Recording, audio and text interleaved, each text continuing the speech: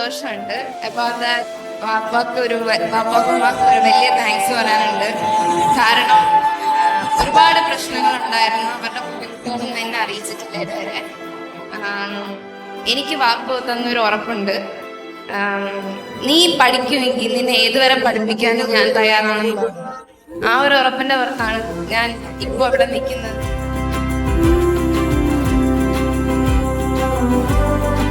സന്തോഷം.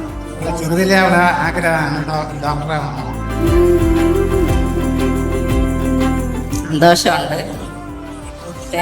ഇങ്ങനെ ഒരു ഇത് കിട്ടിയത് നമുക്ക് ധൈര്യത്തോടെ വിടാനുള്ള ഇത് വന്നത് സന്തോഷം.